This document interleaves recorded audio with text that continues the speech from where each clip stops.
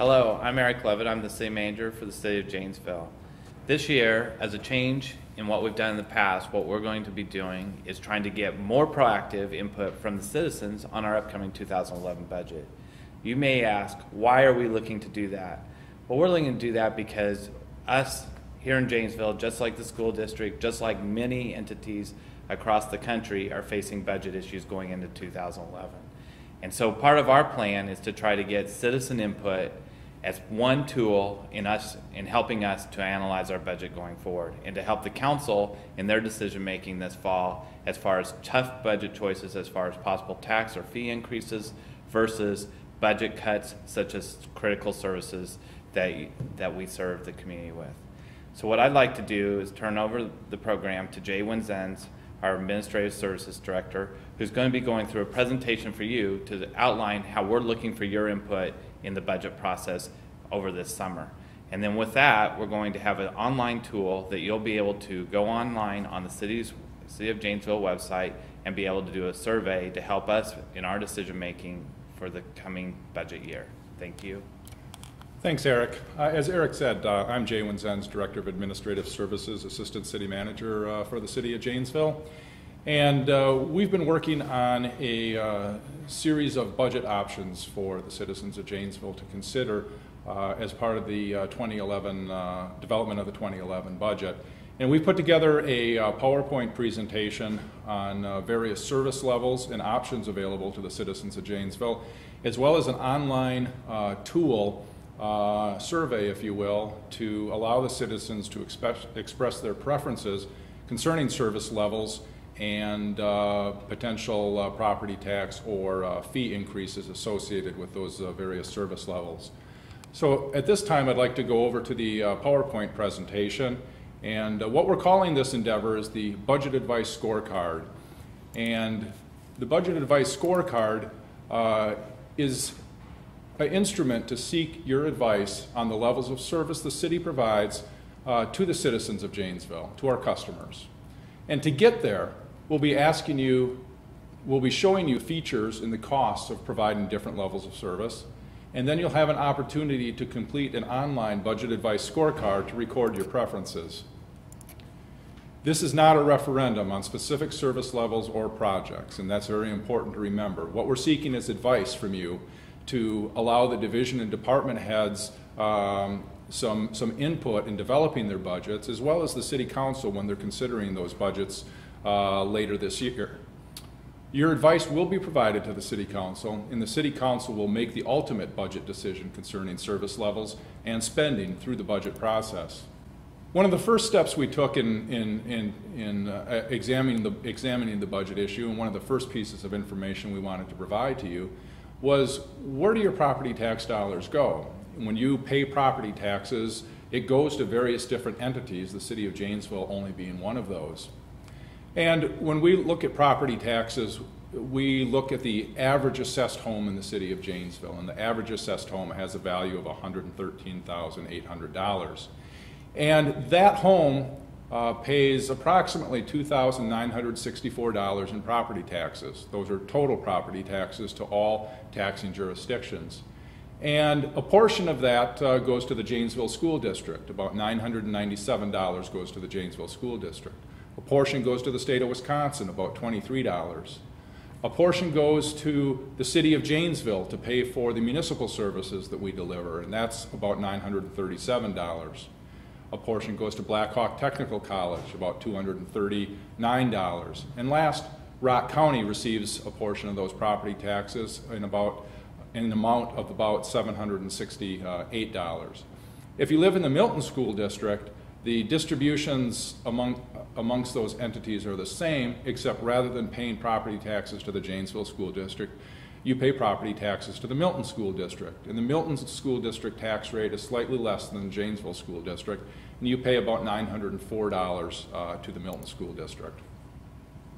Now, if we just look at that piece that's the City of Janesville property taxes, that $937 that you pay to the City of Janesville each year, those go for a whole variety of services. Of that amount, about $257 goes to law enforcement, police department, is the entity that provides law enforcement in the city of Janesville. About $202 goes for fire and emergency medical services, including fire suppression and the ambulance service. About $111 goes to the retirement of debt. We've issued debt for a variety of projects, capital projects, including street reconstruction, major capital building facilities, and other sorts of projects here in the city of Janesville. About $110 goes to legislative regulatory services, and we'll talk a little bit more about what those are later. About $84 goes to library services, $45 for streets and urban infrastructure, about $29 for open space and parks, about $21 for winter weather response. This includes snow plowing and salting of the city streets. About $19 into a general category called Other that's made up of various different expenditures. About $17 for recreation, $14 for public transportation, $12 for public buildings and facilities.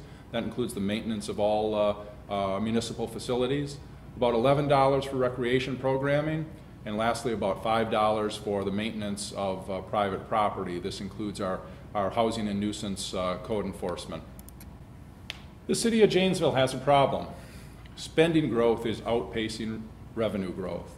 In the last 2 years, the earnings that the city of Janesville has received from the investment of cash that we have has declined by about $1 million per year. And construction in the city of Janesville has diminished greatly over the last couple of years, and we've lost about $500,000 in revenue from the permit fees that we receive from new construction. So our revenue at this point is basically flat, as illustrated in this chart. However, our costs continue to increase, and we'll talk a little bit more about what some of those cost drivers are in a few minutes. But at this point, what we're looking for is feedback from the community, because providing feedback now will allow the city to make informed choices rather than cutting the budget in a knee-jerk fashion. Here's a 5-step process that we're using to address the problem. First of all, we forecast revenue and service costs, and that's already been completed. We identify service level reductions and enhancements, and we've identified those, and we'll be presenting those to you today. We're going to listen to public advice, and we're going to do that through the online budget advice scorecard that we'll be showing you later.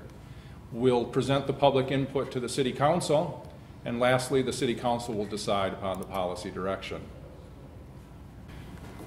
Next, we're going to turn our attention to the core services that the City of Janesville provides and talk about those. We took a look at all of the services and tried to group them into categories and really describe what the essence is of the services that the City of Janesville provides.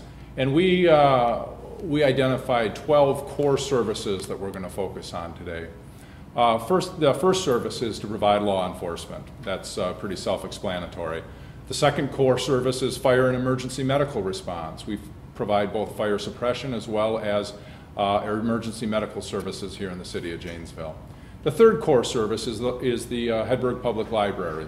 The fourth core service is maintaining the streets and the urban infrastructure, including things like traffic signals and street lights. The next core service is to provide open space and parks. Janesville is blessed with a wonderful park system, including a network of green belts, and that's included within the category of open space and parks. We also provide solid waste collection, and while at this time the solid waste collection is not paid through the general property tax dollars, it is a service that we're talking about that we may need to provide a general fund subsidy to at some point in the future. We also provide winter weather response. That includes snow plowing and salting of streets during snow and ice events in the winter months.